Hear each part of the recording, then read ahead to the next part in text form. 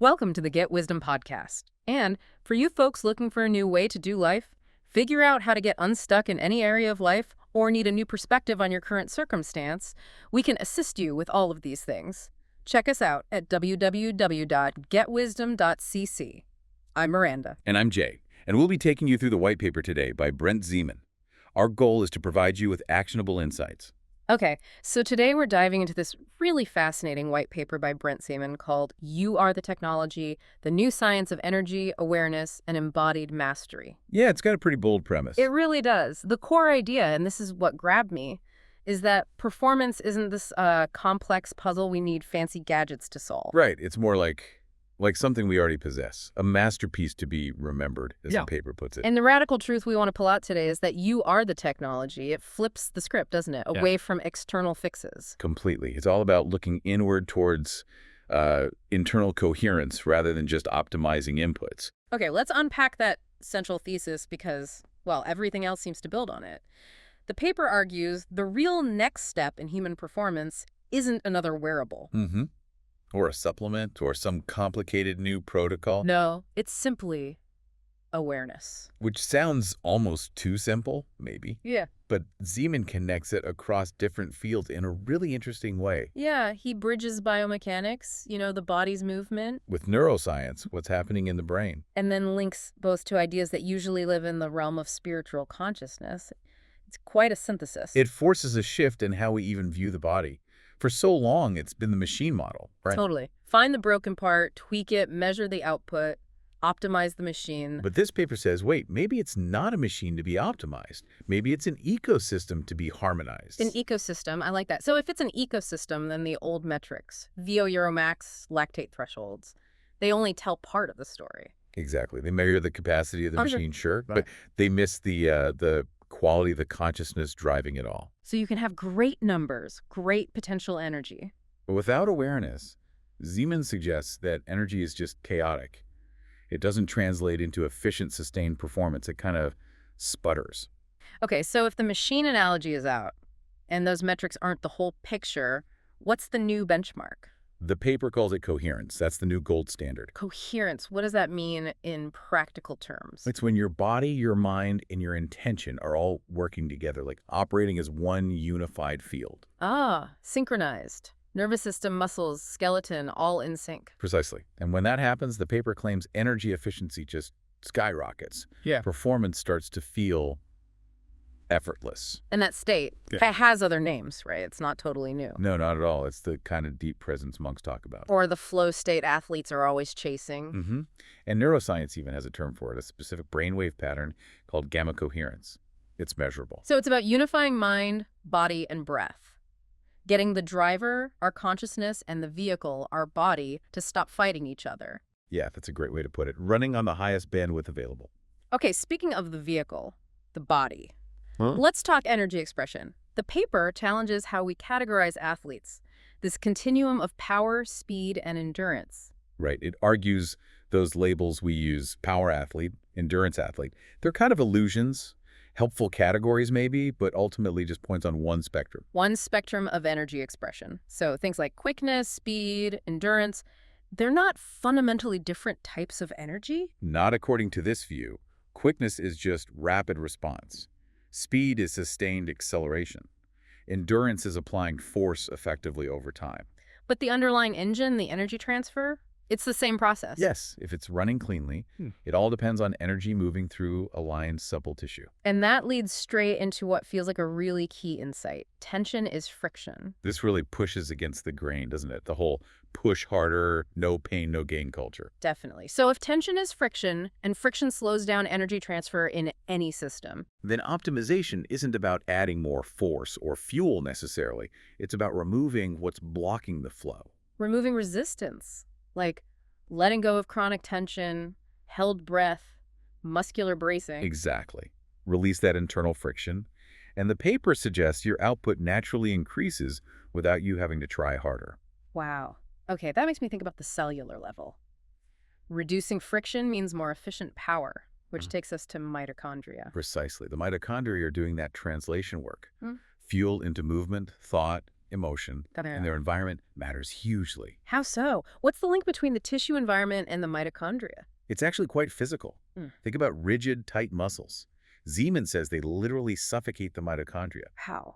By restricting blood flow, oxygen. Yeah, like kinking a hose. Yeah. But supple, aligned fluid tissue, that acts like a conductor. It electrifies them, lets energy surge through efficiently. So soft aligned muscles aren't just relaxed, they're better conductors. They allow energy to flow instead of consuming it by bracing. That's the idea. They become conduits, not energy sinks. This totally reframes what the most effective biohack might be. It's not some expensive tech. No. The paper is pretty direct about this. The most powerful biohack is ancient. It's basic stuff. Like breathing, stretching. Breath work, intentional movement, becoming aware, present in your body. The paper flat out says no pill or supplement outperforms presence and conscious breathing. Which brings us to another cultural pressure point. The myth of the grind. Oh yeah, this is a big one. Grinding without proper recovery. Zeman calls it the slow suicide of potential. We're sort of caught that rest is weakness, aren't we? Or a luxury. Right, or even morally suspect.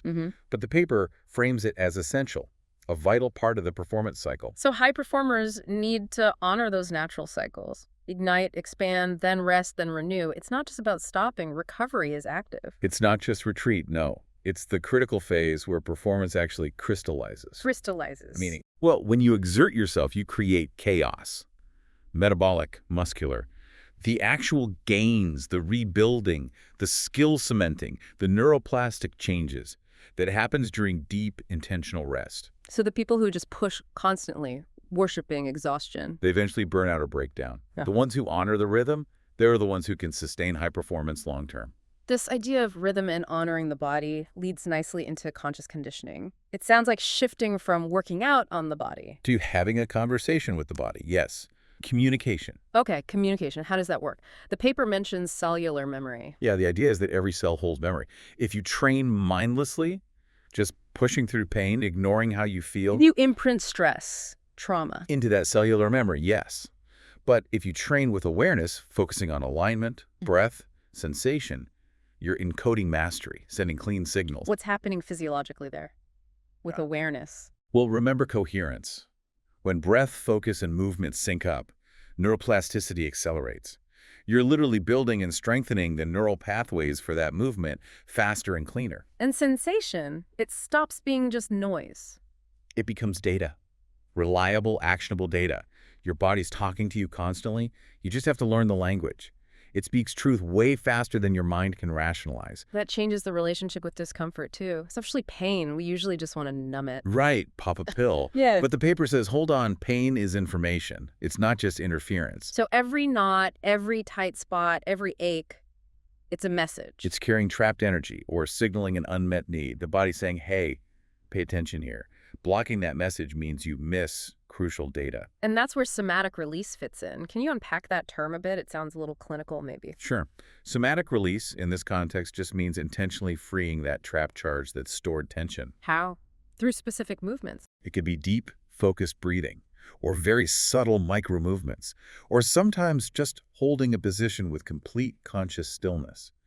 The aim isn't just mechanical stretching. What's the aim then? It's to create the conditions for the nervous system to let go of whatever it's holding on to. Physical tension, yes, but maybe also stored stress or emotion. And when that releases? The energy flows again. And often, Zeman suggests, emotion and insight come surging up together. You integrate the information the body was holding. Okay, shifting gears slightly to the limits of current tech. Wearables measure so much, but the paper argues they miss the most important thing. Consciousness. Yeah. We could track heart rate variability, sleep cycles, steps, calories, all output metrics. But not self-awareness, not intuition. Nope. And the paper insists that awareness is the original biofeedback. And crucially, it's the smartest sensor you will ever own. That's a bold claim. Data becomes optional, really. In today's hyper-quantified sports world, should athletes ditch their trackers? Well, maybe not ditch them entirely. But Zeman suggests a hierarchy. The external data is useful. Confirmation, maybe? The internal sensor is primary. Yes. Your ability to read your own breath, your posture, your energy state, your intuition that gives you instant contextual feedback about your coherence, it makes training a dialogue, not just number crunching. So once you can read yourself accurately, the external data is just secondary. It confirms what you already know. Honing that internal biological sensor through awareness, that's the real cutting edge of performance tech, according to this paper. This focus on deep internal listening, it even extends to personal transformation. There's this concept called the death of the giver. What's that about? This felt really relevant, especially for high achievers. It's about recognizing that hitting a wall, collapsing sometimes, isn't failure. Okay. What is it then? It's the necessary clearing away of a false identity. Many people, especially high performers, build their whole sense of self-worth on constantly giving, achieving, contributing. Until they burn out or get injured. Exactly. Running on empty. And when that structure breaks, the feeling is often shame or failure. But the paper reframes it. As a crucial step. Yeah. That collapse allows the authentic self to finally emerge. Losing that giver identity opens up space for real intuition. And from that exhaustion often comes true discernment. Discernment about what really matters versus what was just obligation or external pressure. Precisely. Realizing your worth isn't tied to your output, it's inherent. So it comes back to the body teaching us, faster than the mind, faster than the tech. Aches mean misalignment. Energy surges mean coherence. Exhaustion means the system needs changing. Every sensation is a notification. Pain becomes feedback. Yeah. Stillness becomes strategy. Movement becomes meditation. Learning to listen. That's the ultimate education here. It lets you bypass the mental chatter and get back to coherence. So let's try and wrap this up. The big picture is a return to wholeness. Mastery isn't about control. It's coherence. Yeah. Effort just dissolves when breath, muscle, mind move as one. And the idea that we were never actually broken, just Distracted by external noise, by false ideas about who we should be. Remove the interference, Zeman says, and the brilliance is still there. It always was. There's that analogy at the end of the paper too, right? About hardware and software. Yeah, it captures it well. The body is the hardware. Consciousness is the software. And intention, that's the power supply. And performance follows from that? Performance becomes resonance, finding that internal harmony, not trying to dominate externally. The paper really hammers home that the next frontier isn't AI out there. It's awakened intelligence in here. Exactly.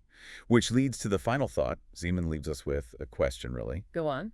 If wholeness isn't something you earn or achieve, but something you simply remember you already have, what false identities or distractions do you need to clear today to re-access your own brilliance? Something powerful to reflect on. Thank you for joining us for this exploration. Be sure to check out our sponsors at www.getwisdom.cc sponsors. And if you want to reach Brent Zeman directly to learn more about this work, you can call 972-301-2878. Or you can email getwisdomprinciple@gmail.com. Thank you for listening, and we will see you tomorrow right here on the Get Wisdom podcast.